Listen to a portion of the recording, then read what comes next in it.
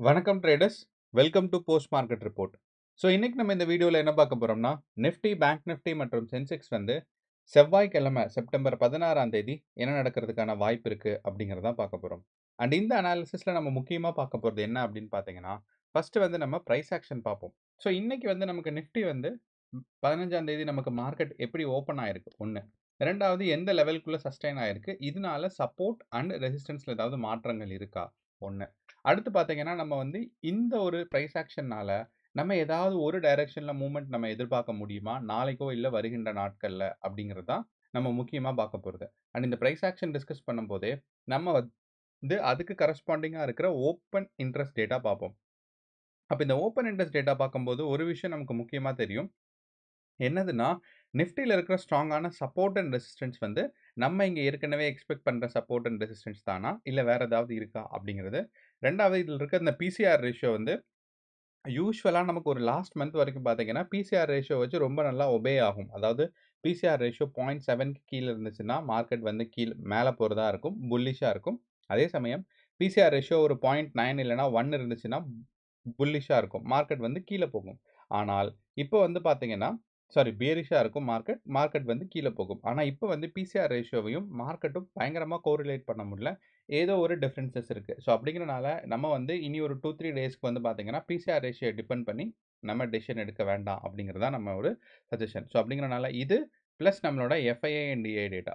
இது எல்லாத்தையும் நம்ம ஒரு அனலைஸ் பண்ணி ஒரு கன்க்ளூஷனுக்கு வரலாம். மார்க்கெட்ல இப்போ கரண்ட் சிச்சுவேஷன் எப்படி இருக்கு? நாளைக்கு நம்ம என்ன எதிர்பார்க்கலாம் அப்படிங்கிறது. ஓகே. வாங்க இப்ப நம்ம வீடியோக்குள்ள போலாம். நம்ம ஃபர்ஸ்ட்டு சொன்ன மாரி, நம்ம முக்கியமா ஒரு விஷயம் சொல்லியிருந்தோம். என்ன அப்படின்னு பார்த்தீங்கன்னா, இன்னைக்கு வந்து ப்ரீ மார்க்கெட் ரிப்போர்ட்ல கேப் டவுன் எக்ஸ்பெக்ட் பண்ணலாம் அப்படிங்கிறத நம்ம ஒரு வார்த்தை சொல்லியிருந்தோம். ஓகே. ஆனா, அப்போ அந்த கேப் டவுன் இன்னைக்கு வரல. அப்போ அதுக்கான என்ன காரணம் அப்படிங்கிறத நம்ம ஃபர்ஸ்ட்டு போய் பார்க்கலாம். 1. ஃபர்ஸ்ட்டு வந்து நம்ம வந்து நம்மளோட கிஃப்ட் நிஃப்டி பார்த்தீங்கன்னா, நம்ம இன்னைக்கு காலையில 6 மணிக்கு பார்க்கும்போது, மார்க்கெட் வந்து பார்த்தீங்கன்னா சாரி. இன்னைக்கு காலையில 6 மணிக்கு பார்க்கும்போது, மார்க்கெட் வந்து ஆல்மோஸ்ட் க்ளோஸ் டூ 25,000 அந்த ரேஞ்சில இருந்துச்சு. ஆனால், இந்த 25,000 காலையில 6:30க்கு ஓப்பன் ஆகும்போது 25,160 இருந்துச்சு. ஆனா, நமக்கு வந்து போன ஃப்ரைடே க்ளோஸ் ஆகும்போது பார்த்தீங்கன்னா, 25,220 இருந்துச்சு.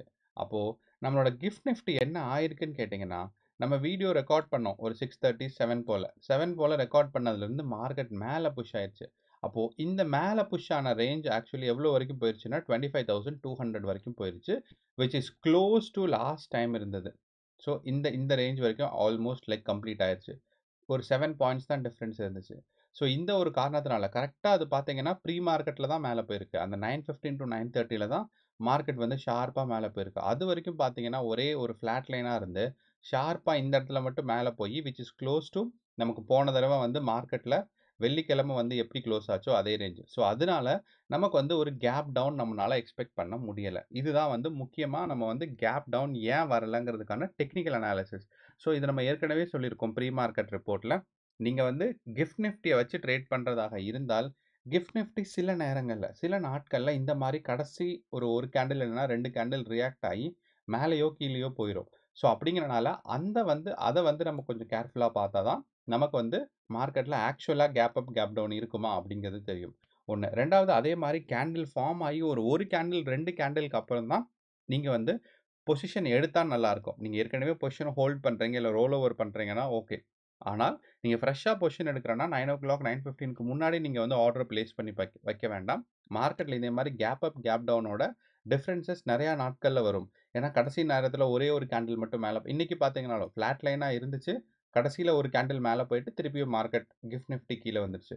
அப்படிங்கிறனால இதோட ரிஃப்ளெக்ஷன் எப்படி இருக்கும்னா நிஃப்டி 50ல நமக்கு வந்து ஓப்பனிங்கே பார்த்தீங்கன்னா கேப் டவுன் எக்ஸ்பெக்ட் பண்ணது கேப் டவுன் எக்ஸ்பெக்ட் ஆகல. யூசுவலா மார்க்கெட் வந்து இந்த இடத்துல இந்த ரேஞ்சில ஓப்பன் ஆயிருக்க வேண்டியது, மேல ஓப்பன் ஆயிட்டு, திருப்பி ஒரு டவுன் சைட் வந்துட்டு, ஆல்மோஸ்ட் லைக் ரேஞ்ச் பவுண்டா தான் இருந்துச்சு.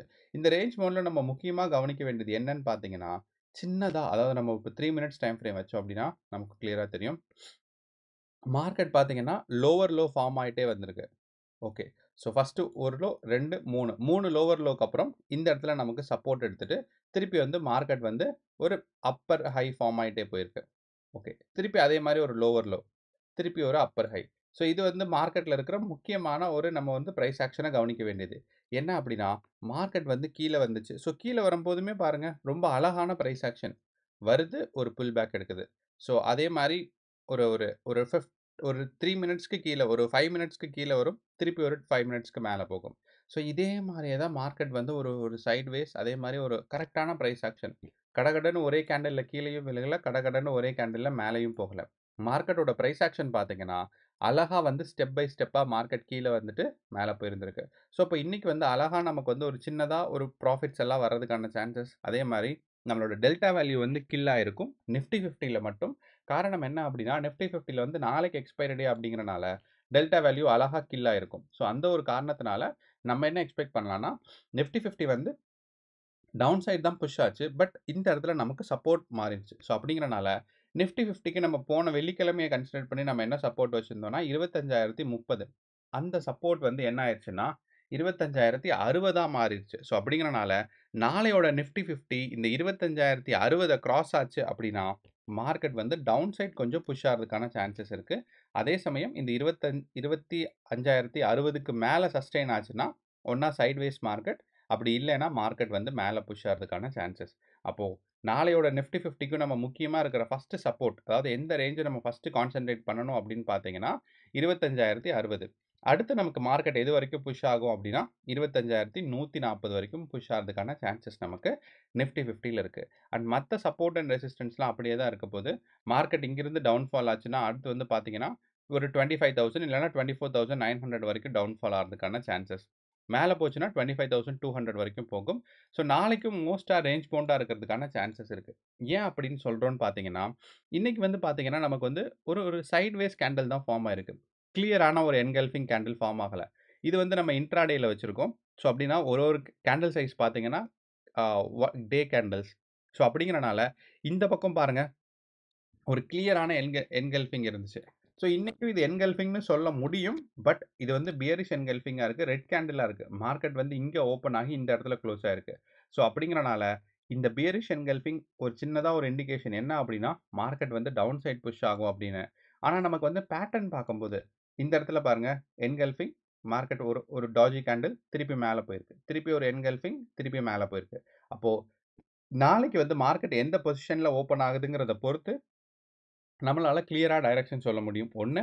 2வது நாளைக்கு வந்து இன்கேஸ் கேப் அப் ஓப்பன் ஆச்சுன்னா, கேப் அப் ஓப்பன் ஆயி சின்னதா ஒரு கன்சாலிடேஷன் நடக்கும். அதே மாரி கேப் டவுன் ஓப்பன் ஆச்சுனாலும் கன்சாலிடேஷன். அப்படி 3வது என்னன்னா, மார்க்கெட் வந்து சைட்வேஸ். ஸோ 3மே வந்து ஆல்மோஸ்ட் லைக் ஒரு எந்த இடத்துல ஓப்பன் ஆனாலும், அந்த பிரைஸ சஸ்டெயின் பண்ணி மார்க்கெட் வந்து ஒரு சைட்வேஸ் போறதா இருக்கிறதுக்கான சான்சஸ் தான் மார்க்கெட்ல சொல்லிட்டு இருக்கு. ஏன்னா, கடந்த வாரங்கள் ஃபுல்லுமே பார்த்தீங்கன்னா, ஒரு கன்சாலிடேஷன் தான். டேல தான் மட்டும் மார்க்கெட் மேல மேல புஷ் ஆகும். பட் இன்ட்ராடேல பார்க்கும்போது மார்க்கெட் வந்து கன்சாலிடேஷன்லயே இருக்கும். ஸோ அப்படிங்கிறனால, நாளைக்கு வந்து மார்க்கெட் எந்த பிரைஸ்ல ஓப்பன் ஆகுதோ, இங்கேயா, இங்கேயா, இல்ல இதுக்கு நடுவுலன்னா, மறுபடியும் இதே மாரி ஒரு சைட்வேஸ் கன்சாலிடேஷன் போறதுக்கான சான்சஸ் இருக்கு. ஸோ அப்படிங்கிறனால உங்க ஸ்ட்ராட்டஜிஸ் எல்லாம் கிளியரா டெவலப் பண்ணுங்க. மார்க்கெட் வந்து சைட்வேஸ்க்கான சான்சஸ் நமக்கு நாளைக்கும் இருக்கிறதுக்கான சான்சஸ் இருக்கு. அப்போ முக்கியமான பிரைஸ் லெவல் மார்க்கெட் வந்து மேல மேல போகுதா? இல்ல கீழ வர போகுதா? இதே மாரி சப்போஸ் இங்க வந்து கொஞ்சம் கீழ வந்துட்டு மேல போச்சு. ஸோ அதே மாரி போறதுன்னா 25,060க்கு வந்துச்சுன்னா, கொஞ்சம் ஒரு பியரிஷ்ஷா ஒரு சின்ன கன்சாலிடேஷன் இருக்கும். அதே மாரி 25,060க்கு மேல இருந்துச்சுன்னா, கொஞ்சம் கொஞ்சம் அப்பர் லிமிட்ல கன்சாலிடேஷன் போகும். ஸோ இதுதான் நம்ம நாளைக்கு எக்ஸ்பெக்ட் பண்றது. ஸோ கேர்ஃபுல்லா ட்ரேட் பண்ணுங்க. அடுத்து வந்து பார்த்தீங்கன்னா, நம்மளோட ஓப்பன் இன்ட்ரெஸ்ட் டேட்டா. ஸோ இப்ப இந்த ஓப்பன் இன்ட்ரெஸ்ட் டேட்டால நிஃப்டில நம்ம முக்கியமா கவனிக்க வேண்டியது என்ன அப்படின்னு பார்த்தீங்கன்னா, ஓப்பன் இன்ட்ரெஸ்ட் டேட்டாலயும் நமக்கு வந்து ஸ்ட்ராங்கான கால் அண்ட் புட் ஆப்ஷன்ஸ் இருக்கு. ஸோ அப்படிங்கிறனால, நமக்கு இன்னைக்கு இருக்கிற ரேஞ்ச் அதாவது 25,000லிருந்து 25,100க்குள்ள மறுபடியும் கன்சாலிடேஷன் நடக்கிறதுக்கான சான்சஸ் இருக்கு. அன்டில் அண்ட் அதர்வைஸ் நமக்கு வந்து ஏதாவது ஒரு கேப் அப் இல்லன்னா கேப் டவுன். ஸோ கேப் அப்ல வந்து இந்த 25,100க்கு மேல போகணும். இல்லன்னா கேப் டவுனுக்கு வந்து 25,000க்கு கீழ வரணும். ஸோ இந்த ஒரு 2 விஷயம் நடக்கவில்லை அப்படின்னா, மார்க்கெட் வந்து திருப்பியும் இந்த ரேஞ்ச்க்குள்ள இருக்கிறதுக்கான சான்சஸ் இருக்கு அப்படிங்கிறது தான் இந்த இடத்துல கால் ஆப்ஷன் ரொம்ப ஸ்ட்ராங்காகவும், புட் ஆப்ஷன் ரொம்ப ஸ்ட்ராங்காகவும் இருக்கிறதுக்கான ஒரு முக்கியமான ரீசன். ஸோ அப்படிங்கிறனால, நாளைக்கு நமக்கு எக்ஸ்பைரி டே நிஃப்டி 50க்கு வீக்லி எக்ஸ்பைரி. ஸோ அப்போ கேப் அப், கேப் டவுன் எதுவும் வரலைன்னா, நிஃப்டி 50 வந்து இந்த 25,000லிருந்து 25,100க்குள்ள ரொட்டேட் ஆகுறதுக்கான சான்சஸ் ரொம்பவே அதிகமா இருக்கு. ஸோ, அப்படிங்கிறனால அதுக்கு தகுந்த மாரி ஸ்ட்ராட்டஜி பில்ட் பண்ணுங்க. ஸோ, இதே இது வந்து நம்ம வந்து சென்செக்ஸ் பார்த்தோம்னாலும், சென்செக்ஸ்லயே அட் த மனிலருந்து நமக்கு வந்து ஸ்ட்ராங்கான ஒரு கால் ஆப்ஷன் டெவலப் ஆயிட்டு இருக்கு. ஸோ, அப்படிங்கிறனால சென்செக்ஸோட மேல அதிகபட்சம் எவ்வளோ தூரம் போலாம்னா, 82,000 வரைக்கும் போலாம். பட் சென்செக்ஸ் ரேஞ்ச் பவுண்டா இருக்கிறதுக்கான சான்சஸ் இருக்கு. காரணம் வந்து பார்த்தீங்கன்னா, சென்செக்ஸ் வந்து நம்மளோட நிஃப்டி 50யோட பிரைஸ் ஆக்ஷன தான் ஃபாலோ ஆயிட்டு இருக்கு. ஸோ, இன்னைக்கு சென்செக்ஸ சாரி. ஸோ, இன்னைக்கு நம்ம சென்செக்ஸ பார்த்தோம் அப்படின்னா, சென்செக்ஸ் அதே மாரி அட் த மனில கன்டினியூஸா கேண்டிலா தான் ஓப்பன் ஆச்சு. அண்ட் ஸ்ட்ராங்கான கன்சாலிடேஷன். திருப்பி மேல போயிட்டு ஸ்ட்ராங்கான கன்சாலிடேஷன். ஸோ, சென்செக்ஸ் இன்னைக்கு ஒரு ஓவரால் ரேஞ்ச் எவ்வளவு இருந்துச்சு அப்படின்னா, நமக்கு வந்து ஒரு 200 பாயிண்ட்ஸ் தான் இருந்துச்சு. நம்ம எல்லாத்துக்கும் தெரியும். 200 பாயிண்ட் சென்செக்ஸ்லங்கிறது ஒரு கன்சாலிடேஷன் ஃபேஸ்க்கான ஒரு இண்டிகேஷன். ஸோ, அப்படிங்கிறனால நம்ம வந்து நாளைக்கும் சென்செக்ஸ வந்து இதே பிரைஸ் ரேஞ்ச் 81,060யும் அதே மாரி 82,000 இந்த ரேஞ்ச்ல தான் நம்ம வந்து நாளைக்கு எதிர்பார்க்குறோம். ஏன் 81,900க்குள்ள நம்ம எதிர்பார்க்குறோம்னா, சென்செக்ஸ்ல பார்த்தீங்கன்னா, ஸ்ட்ராங்கான கால் ஆப்ஷன்ஸ் வந்து அதாவது கால் ஆப்ஷன்ஸ் எங்க ஸ்ட்ராங்கா இருக்கோ, அந்த இடத்துல ரெசிஸ்டன்ஸ்ன்னு நம்ம சொல்லலாம். ஸோ, அப்ப அந்த ரெசிஸ்டன்ஸ் வந்து 82,000ல பில்ட் ஆயிருக்குங்கிறனால, மார்க்கெட் வந்து இந்த ரேஞ்ச்க்குள்ள நாளைக்கு இருக்கிறதுக்கான வாய்ப்புகள் அதிகமாக இருக்கு. அப்போ சென்செக்ஸ் அண்ட் நிஃப்டி வந்து நம்ம ஒரு கன்சாலிடேஷன் ஃபேஸ் தான் நம்ம எதிர்பார்க்குறோம். நம்மளோட பிரைஸ் ஆக்ஷன் அண்ட் நம்மளோட ஓப்பன் இன்ட்ரெஸ்ட் டேட்டா நமக்கு அதுதான் சஜெஸ்ட் பண்ணுது. பட் என்னதான் இருந்தாலும் கேப் அப் எதுக்காவது சான்சஸ் இருக்காங்கிறத நாளைக்கு நம்ம கிஃப்ட் நிஃப்டி டேட்டால தான் பார்த்தா தான் நமக்கு ஒரு இண்டிகேஷன் கிடைக்கும். 1. அப்புறம் நமக்கு பார்த்தீங்கன்னா நிஃப்டி 50. ஸோ இது 2க்கும் மாறாக நிஃப்டி 50 பார்த்தீங்கன்னா, ஒரு முக்கியமான ரெசிஸ்டன்ஸ பிரேக் ஆயிருக்கு. அதாவது 54,800.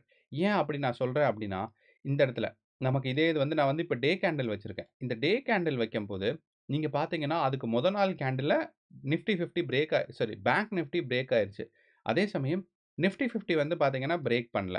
அதுக்கு மொத நாள் கேண்டிலோட ஹை அண்ட் லோவ. ஆனால் நம்மளோட சென்செக்ஸும் பார்த்தீங்கன்னா, மொத நாள் கேண்டிலோட ஹையையும், லோவையும் பிரேக் பண்ணல. ஆல்மோஸ்ட் சேம் ரேஞ்சிலே தான் இருக்கு. ஆனா, இது 2க்கும் மாறான ஒரு பிரைஸ் ஆக்ஷன் தான் இங்க நடந்திருக்கு. நமக்கு பேங்க் நிஃப்டில என்ன அப்படின்னா, இது வந்து மொத நாளோட கேண்டில்ல ஃபுல்லா பிரேக் ஆயிருச்சு. ஏன்னா, நீங்க ஓப்பனிங்கே பார்த்தீங்கன்னா தெரியும். அதோட ஹைக்கு மேல தான் ஓப்பன் ஆயிருக்கு. ஸோ, வெள்ளிக்கிழமை நம்மளோட ஹை வந்து பார்த்தீங்கன்னா, 84,000 சாரி 54,852. அப்போ ஓப்பனிங் ஆஃப் த கேண்டில்லே பார்த்தீங்கன்னா, அதுக்கு மேல ஓப்பன் ஆயிருக்குங்கிறனால, இதோட ஹைய பிரேக் பண்ணிருச்சு. அப்ப மார்க்கெட் வந்து ஒரு பாசிட்டிவான மார்க்கெட்ல தான் இன்னைக்கு முடிஞ்சிருக்கு. ஆனா, இந்த டாஜி கேண்டில் பாருங்க, நமக்கு வந்து எவ்வளவு ஸ்மால் டாஜியா இருந்திருக்கு. இங்கிருந்து 54,888 54,884. ஸோ 4 பாயிண்ட் வித்தியாசத்தில தான் மார்க்கெட் குளோஸ் ஆயிருக்கு அப்படிங்கிறது, அதுவும் பேங்க் நிஃப்டிக்கு ரொம்ப ஹை வால்யூம் இருக்கிற பேங்க் நிஃப்டிக்கு ரொம்ப ரொம்ப ஒரு டாஜி கேண்டில். ஸோ அப்படிங்கிறனால பையர்ஸ் அண்ட் செல்லர்ஸ் 2 பேருமே ஏன் டாஜி கேண்டில் வருதுங்கிறத நம்ம யோசிச்சோம் அப்படின்னா, ஏன்னா மார்க்கெட் பாசிட்டிவா தானே இருக்கு. பையர்ஸ் ஸ்ட்ராங்கா பை பண்ணி பிரைஸ மேல கொண்டு போலாம்ல? கிடையாது. அப்போ அதே மாரி மேலயும் கொண்டு போகல. ஓகே. மேல போயிருச்சு. ஸோ இந்த இடத்துல மேல போயிருச்சுன்னா, கண்டிப்பா ஒரு ஷார்ட் செல்லர் இந்த இடத்துல வந்து ஒரு பல்க்கா ஷார்ட் செல்லிங் பண்ணாங்கன்னா, மார்க்கெட் அப்படியே கீழ வந்திருக்கும். ஸோ இந்த கேண்டிலோட பாடி கொஞ்சம் பெருசா நெகட்டிவா வந்திருக்கும். அப்படியும் நடக்கல. ஸோ அதுக்கான காரணம் என்னன்னா, பையர்ஸும் ஸ்ட்ராங்கா பிலீவ் பண்ணல. செல்லர்ஸும் ஸ்ட்ராங்கா பிலீவ் பண்ணல. மார்க்கெட் வந்து எந்த டைரக்ஷன்ல போக போதுன்னு 2 பேத்துக்குமே ஒரு ஸ்ட்ராங்கான இது இல்ல. 2வது நமக்கு வந்து வால்யூம்ஸும் பேங்க் நிஃப்டில அதிகமா இல்ல. அப்படிங்கிறனால பேங்க் நிஃப்டியோட டாஜி வந்து ஒரு ஒரு மார்க்கெட் சைக்காலஜி ஒரு கன்ஃப்யூஷன் ஸ்டேட்ல இருக்கு. பேங்க் நிஃப்டில இன்வெஸ்ட் பண்றதுக்கு அப்படிங்கிறத நம்மனால கிளியரா சொல்ல முடியுது. ஸோ இந்த 3 கேண்டிலோட வால்யூம் அண்ட் வாலடைலிட்டி பார்த்தீங்கன்னா, ரொம்ப கண்ட்ரோல்டா இருக்கு. யாருக்குமே எந்த டைரக்ஷன் போறது அப்படிங்கிறத கிளியரா தெரியல. பையர்ஸ் வந்து மேல கொண்டு போகணும்னு முயற்சி பண்ணல. செல்லர்ஸ் வந்து கீழ கொண்டு போகணும்னு முயற்சி பண்ணல. ஸோ இதுக்கான ரீசன் வந்து India US relationship, India China relationship நமக்கு வந்து நெறைய மத்த விஷயங்கள் வருது. மேபி நம்ம வந்து இந்த யுஎஸோட ஃபெட் டெசிஷன் அது வந்ததுக்கப்புறம், நமக்கு ஒரு கிளியரான ஒரு அவுட்லைன் கிடைக்கலாம். மார்க்கெட் வந்து மேல புஷ் ஆக போதா? கீழ புஷ் ஆக போதான்னு. அப்போ நாளையோட மார்க்கெட்ல நமக்கு வந்து பேங்க் நிஃப்டிய பொறுத்தளவு, நாளைக்கும் ஆல்மோஸ்ட் லைக் ஒரு பாசிட்டிவா போயி, அதுக்கப்புறமா இந்த இடத்துல ஒரு கன்சாலிடேஷன் நடக்கிறதுக்கான சான்சஸ் இருக்கு. ஸோ, அப்படிங்கிறனால நாளைக்கும் நீங்க வந்து பொசிஷன் ஹோல்ட் பண்ணும்போது, மார்க்கெட் எந்த இடத்துல மேல புஷ் ஆகுது அப்படிங்கிறத பார்த்துட்டு நீங்க ஹோல்ட் பண்ணலாம். அண்ட் நீங்க பேங்க் நிஃப்டில வந்து அட்வான்ஸா ஹோல்ட் பண்றீங்க, ரோல் ஓவர் பண்றீங்கன்னா, ஒரு ஒரு நல்ல விஷயம் தான். காரணம் என்னன்னா, திடீர்னு கேப் அப்க்கு அப்புறம் பார்த்தீங்கன்னா, டெல்டா ஸ்டாக்னன்ட் ஆயிரும். ஸோ அந்த ஒரு காரணத்தினால, நீங்க வந்து மார்க்கெட்ல பேங்க் நிஃப்டில ஏற்கனவே ஹோல்ட் பண்ணா ஓகே தான். மார்க்கெட் வந்து கேப் அப் வந்து சைட்வேஸ் போச்சுன்னா, உங்களுக்கு ப்ராஃபிட்ஸ் வரதுக்கான சான்சஸ் இருக்கு. ஸோ கேர்ஃபுல்லா ட்ரேட் பண்ணுங்க. இதுதான் ஒரு overall expectation and picture. All the best. நன்றி. வணக்கம்.